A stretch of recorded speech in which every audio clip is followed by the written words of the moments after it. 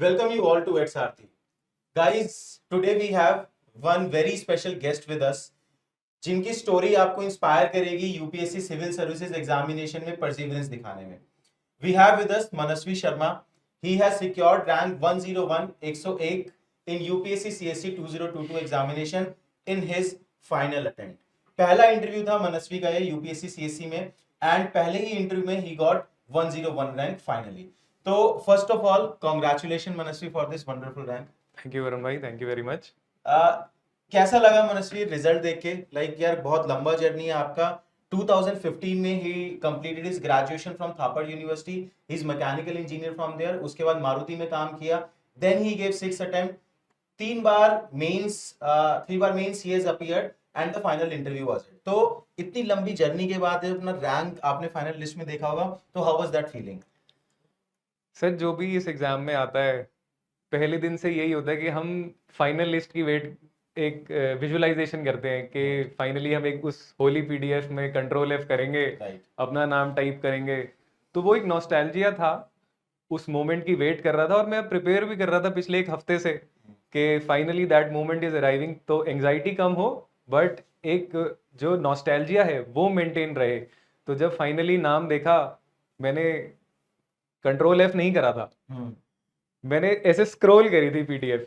तो जब पहले 50 जो नेम्स थे उसमें मेरा नाम नहीं आया तो थोड़ा सा लगा कि यार चलो टॉप 50 में तो नहीं है. अगला पेज स्क्रॉल करा, अगले 50 में भी नहीं था. तो 100 तक नहीं आया तो मुझे थोड़ा लगा कि मे बी नहीं हुआ है, या अगर हुआ भी है तो यार पीछे की रैंक आई है. फाइनली बड़े हैवी हार्ट से मैंने फिर सर्च इन पीडीएफ करा और वो अगले ही पेज पे सबसे ऊपर मेरा नाम था 101 रैंक के साथ. तो वो एक सेंस ऑफ रिलीफ भी था और बहुत हैप्पीनेस भी थी कि यार all the effort, all the perseverance, जितना ऑनेस्ट एफर्ट इस एग्जाम में डाला गया है, finally it is all paid of. और मुझे लगता है it is all worth it also. Right यार, ग्रेट ग्रेट स्टोरी, कांग्रेचुलेशंस. मनस्वी, एक चीज नोटिस करी मैंने आपकी जर्नी में. 6 अटेम्प्ट अगर कोई दे रहा है इस यूपीएससी सीएससी जर्नी में, मोर ऑफन मैंने देखा है कि सबके सब सीरियस अटेम्प्ट नहीं होते, है ना? तो आपका जर्नी अटेम्प्ट बाय अटेम्प्ट किस तरीके का रहा? सर, मैं तो एक ऐसा नॉविस कैंडिडेट की तरफ आया था जिसका मोटिवेशन तो बड़ा हाई था, लेकिन उसको एग्जाम का कंपटीशन लेवल का कोई अंदाजा नहीं था. जैसे मैं जब जॉब में था तो मैंने अपना फर्स्ट अटेम्प्ट बिना पढ़े ही दे दिया. मुझे किसी एक फ्रेंड ने वैसे ही बोला था कि एग्जाम देना ही है तो एक बार रियल अटेम्प्ट रियल एग्जाम में जाके दे के देख लो. तो उस समय तो ये लगा था कि 6 हैं, एक अटेम्प्ट कहाँ ही मैटर करता है.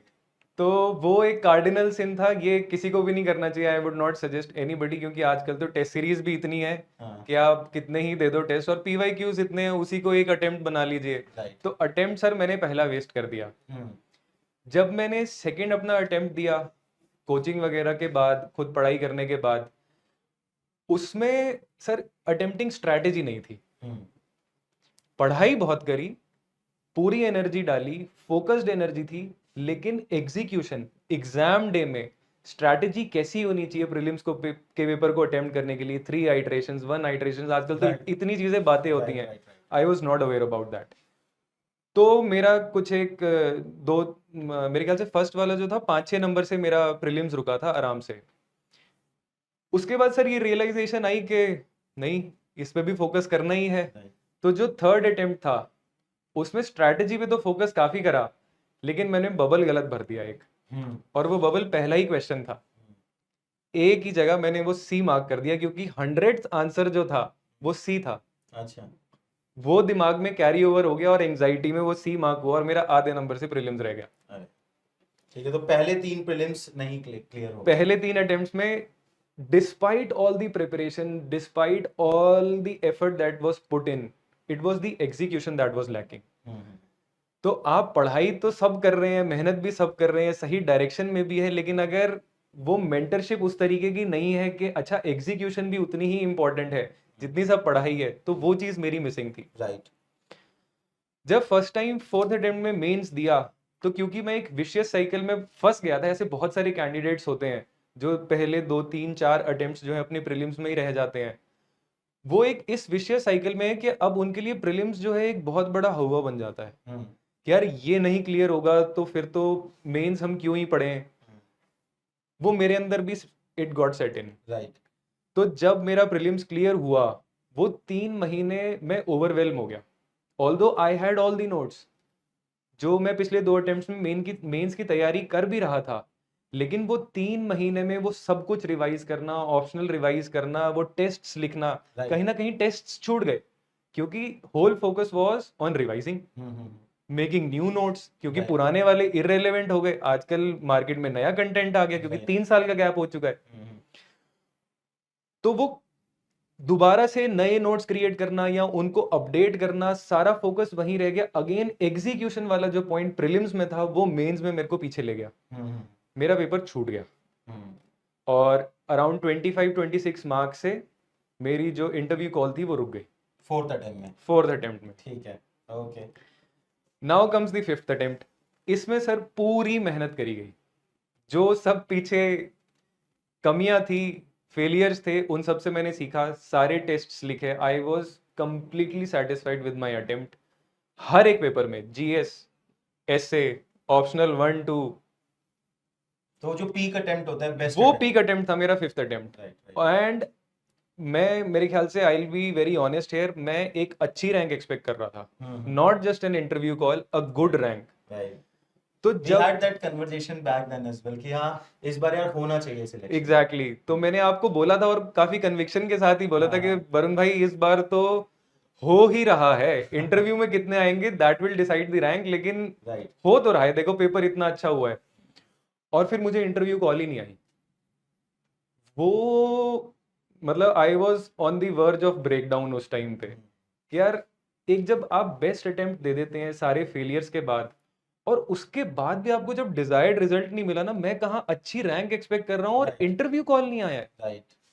मुझे याद है हम लोग इंटरव्यू के लिए कुछ बुक्स भी डिसाइड की थी यार ये पढ़ते हैं क्योंकि इस बार इंटरव्यू कॉल तो आ ही रहा है पक्का। एग्जैक्टली आप मुझे बार बार यही कह रहे थे कि तुम्हारा इंटरव्यू कॉल आ रहा है, इंटरव्यू कॉल आ रहा है, और हाँ। मैं कह रहा था नहीं भैया, रैंक आएगी, रैंक आएगी। तो वो थोड़ा सा एक्सपेक्टेशन अपने हिसाब से बहुत अच्छी थी। हाँ। फाइनली जब रिजल्ट आया तो उसमें पता चला कि मेरा 12 नंबर से इंटरव्यू कॉल रुक गया है। तो फ्रॉम 25 जो गैप था वो बस इतना ही वो bridge हो इतना पाया। ही रिड्यूस हुआ कि वो 12 नंबर तक रह गया। तो मेरे दिमाग में ये था कि शायद मेरे ना कंपलसरी लैंग्वेज पेपर रहा होगा, ठीक है। इतना कॉन्फिडेंस था मेरे को। लेकिन फिर बाद में पता चला कि मेरे मार्क्स हर जगह पे एवरेज ही हैं, कोई एक वाव नहीं था जिसमें हम कहते हैं कि 2 सब्जेक्ट्स तो एटलीस्ट हों जिसमें कि आपने एक्सेप्शनली बहुत अच्छा करा है, बिल्कुल। बाकी सब आप एवरेजली गुड करें, हम्म। कहीं पर बिलो एवरेज ना जाए तो you will get a rank. Hmm. Rank not a good rank. Good rank के लिए तो देखो फिर आपको बहुत अच्छा कई जगह पे स्कोर करना ही पड़ेगा। तो जब ये हुआ, बड़ा डिफिकल्ट था अपने आप को मनाना कि यार एक वो अटेम्प्ट होता है जिसमें हमने सब कुछ ट्राई कर लिया है। राइट। उसके बाद सर मैंने कुछ एक स्टेट के पेपर्स भी साथ साथ दिए थे। तो मुझे याद है कि यूपी का मैं मेंस लिख के आया था और यूपीएससी का जो मेरा 6th अटेम्प्ट का प्रीलिम्स था, उसके बीच में लगभग 1 महीने 35 डेज का ही गैप था, जो कि मेरा फाइनल अटेम्प्ट होने वाला था यूपीएससी का। तो उस टाइम पे भी मैंने आपसे बात करी थी कि गैप लूं या ना लूं, तो आपका तो यही कहना था कि तैयारी तो तेरी पूरी है ही, कहाँ 30 दिन कहाँ 25 दिन, हाँ। एक ही बात है, just give with full confidence. तो उन 35 डेज में से भी 10 दिन तो मैंने अपने आप को मोटिवेट करने में ही लगाए, मैंने कुछ नहीं पढ़ा। 25 दिन मैं पढ़ा और इतनी अच्छी तैयारी। देखो आप जो ऑनेस्ट एफर्ट करते हैं वो कहीं ना कहीं पे जरूर करता है। मैंने लक्ष्मीकांत पढ़ी ही नहीं उस दिनों, मेरा फोकस ये था कि यार मैं करंट अफेयर कर लूं, ठीक है, इकोनॉमी वगैरह के कॉन्सेप्ट जो मेरे दिमाग में है बस एक दिन लगा के उसको ब्रश अप कर लूं, जो रट्टे वाली चीजें हैं बस उनको फटाफट रिवाइज करो। कॉन्सेप्ट तो बिल्डअप है, कॉन्सेप्ट बिल्ट अप है, उसमें दिक्कत नहीं है। और ये मेरा सबसे अच्छा प्रीलिम्स था जिसमें मेरी फॉरेस्ट की कट ऑफ भी क्लियर होगी। वाह अमेजिंग। हाँ हाँ हाँ। तो आई वॉज 100% श्योर कि यार तू मेंस तो लिख ही रहा है, क्योंकि मैंने आके अपने नंबर मिलाए तो वो मेरी एक्सपेक्टेशन से भी ज्यादा थे। मैं बल्कि बाहर निकला था तो मैंने अपने घर पे फोन करा प्रीलिम्स के बाद कि मम्मा इतना मुश्किल पेपर आया है, पता नहीं होगा या नहीं होगा, किस तरफ यूपीएससी के पेपर जा रहे हैं, है ना, what is the demand of the paper, मुझे तो समझ नहीं आ रही इतने एफर्ट के बाद भी। लेकिन जब आके नंबर लगाए हाँ तो फिर नंबर बन गए। वो जो सारी मेहनत पहले थी, अटेम्प्टिंग स्ट्रैटेजी, वो जो reward भी देती है वो बाद में। रिवॉर्ड फाइनली एक ही अटेम्प्ट में मुझे दिया। बिल्कुल। जितनी भी कीज थी सबसे लगा के देख लिया कि यार it is well above the cut off, right. मतलब जो भी प्रेडिक्टेड थी उससे 20-25 नंबर ऊपर वो जा रहा था। सी सैट के भी लगा लिए, थैंकफुली मेरा सी सैट भी सबसे अच्छा हुआ था इस बारी। 65 क्वेश्चंस में करके आया था और 4-5 ही गलत हो रहे थे, तो थैंकफुली वो भी क्लियर था।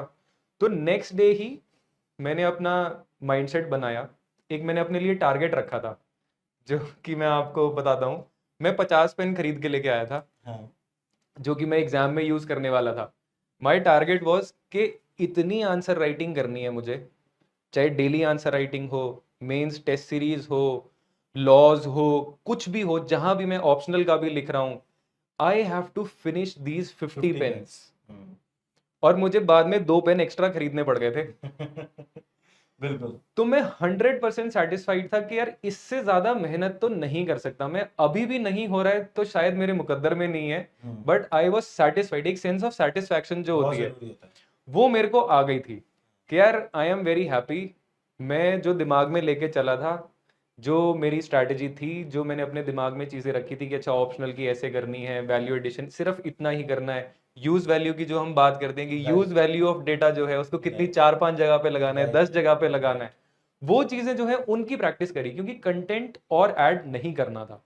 अगर कोई कैंडिडेट है जिसने 2-3 बार ये सीरियसली पेपर दे दिया है, तो मुझे नहीं लगता कि उनको कहीं ना कहीं से वैल्यू एडिशन करके कंटेंट ऐड करना है। दिमाग से अपना दिमाग, यूज वैल्यू।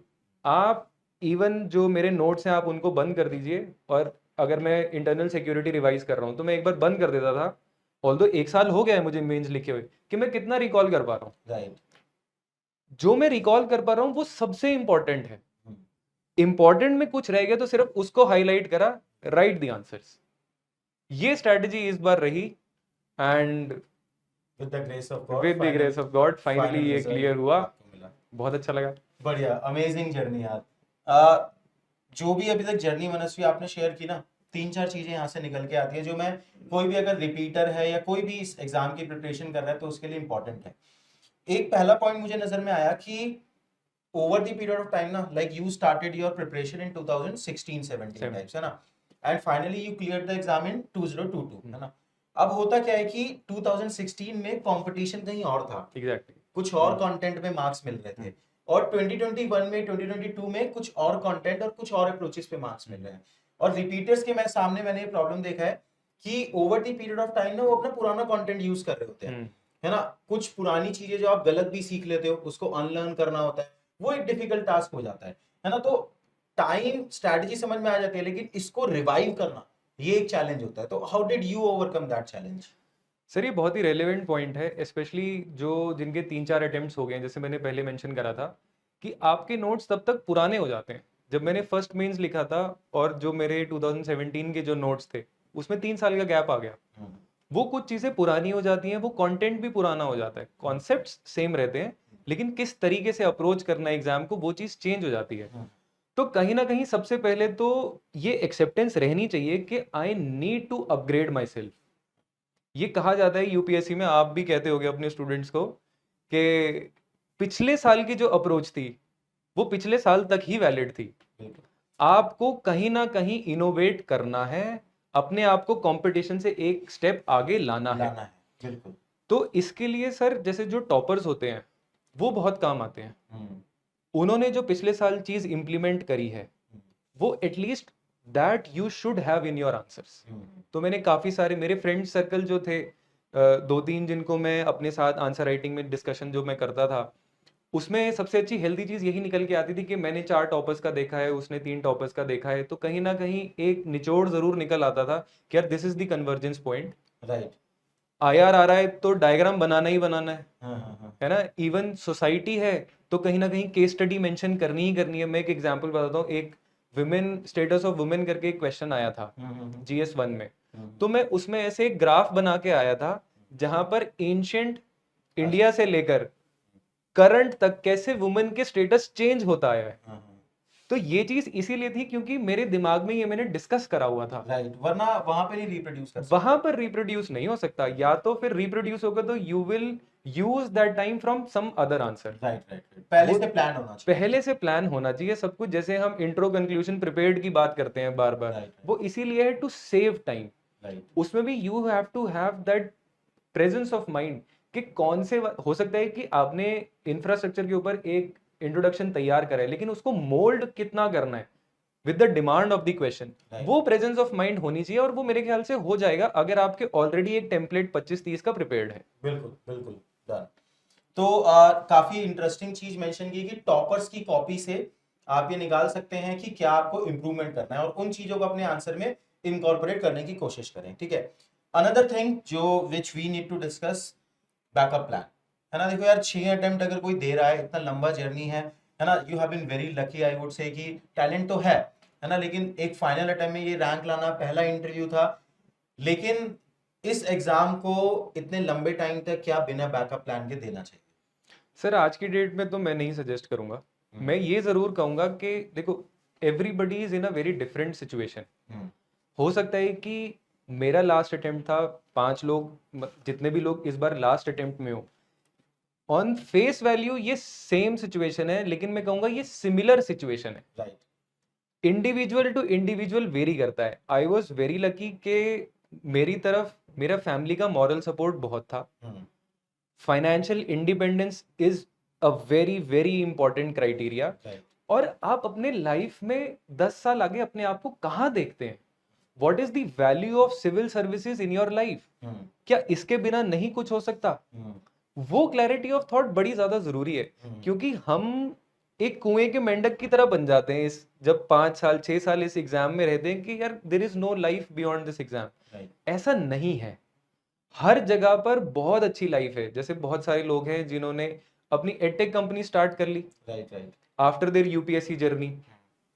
बहुत ही अच्छा है, बहुत ही रिस्पेक्टेबल है, बहुत पैसा भी आप लोग कमा रहे हैं। कुछ ऐसे लोग हैं जिनका वर्क एक्स बहुत अच्छा है, जैसे कई लोगों ने आईटी सेक्टर में काम करा है। दे कैन अपस्किल देमसेल्व्स और दोबारा से वो मार्केट रेलेवेंट बन सकते हैं। कुछ ऐसे लोग हैं जो साथ के साथ मास्टर्स कर लेते हैं। राइट जैसे 3 अटेम्प्ट उन्होंने दिए, बहुत ही सीरियस अटेम्प्ट्स उन्होंने दिए, उसके बाद किसी यूनिवर्सिटी में उन्होंने या तो ओपन कोर्स ज्वाइन कर लिया या फिर फुल टाइम कोर्स भी ज्वाइन कर लिया। राइट क्योंकि जब आप 3 साल इस एग्जाम की प्रिपरेशन करते हैं तो all the basics are covered. अब आपको डेली 8 घंटे नहीं पढ़ना है। तो कितने टाइम फुल टाइम प्रिपरेशन करनी चाहिए इन योर ओपिनियन? सर मेरे हिसाब से 3 अटेम्प्ट्स जो है वो मैक्सिमम है। उसके बाद you should have some backup some plan. Backup plan, right. तो बैकअप प्लान होना चाहिए। 3 साल इस एग्जाम की तैयारी करो, उसके बाद डाइवर्सिफाई करना बहुत जरूरी है। और वो आपके एक और पॉइंट मैंने देखा है कि लोग सोचते हैं कि 3-4 साल के बाद अगर आप कोई बैकअप प्लान एक्टिवेट कर रहे हो तो it is a defeatist mindset, है ना, कि प्लान भी नहीं, हाँ प्लान है तो सब कुछ है। यार वो इंस्टा की रील पे ही अच्छा लगता है, ठीक है ना। बिल्कुल बिल्कुल रियल लाइफ में आपका प्लान ए स्ट्रांग होता है प्लान बी को ओपन अप करने से, है ना, क्योंकि आपको स्ट्रेंथ मिलती है। बिल्कुल मेंटल हेल्थ भी इंपॉर्टेंट है, तभी आप डिलीवर कर पाते हो एग्जाम में। 100%। मैं एक लाइन भी ऐड करूंगा। आपने जैसे ये बोला कि इट साउंड्स डिफीटिस्ट, हाँ, मैं कहूंगा कि उससे ज्यादा प्रैग्मेटिक और कुछ हो ही नहीं हो ही सकता नहीं है। सकता है, बिल्कुल। जब आपका प्लान बी इज रनिंग तो now you are free to implement your plan है। राइट, वो फियर ही नहीं है ना अब अपने दिमाग में कि यार अब क्या होगा, बिल्कुल वो क्वेश्चन नहीं है अब। Agree, completely agree. इसके बाद एक और चीज जो मुझे थोड़ी ऑब्वियसली वो सभी को दिख ही रही होगी, यार ये इतने टाइम तक परसीवरेंस आपने दिखाया, है ना, सीक्रेट क्या है उसका? मतलब कैसे इंसान इस लाइक बहुत ही चैलेंजिंग जर्नी हो जाता है, तो how did you manage the emotions out of it? ना कि इमोशनल तो है ये जर्नी, है ना, तो वो जर्नी कैसा रहा आपका? सर पहले तो मैं ये विश करूंगा कि किसी को इतनी परसिवरेंस शो ही ना करनी पड़े। पहले 2-3 अटेम्प्ट्स में यार इस एग्जाम को क्लियर करो, पूरी मेहनत डाल दो और निकलो यहाँ से जितना जल्दी हो सकता है।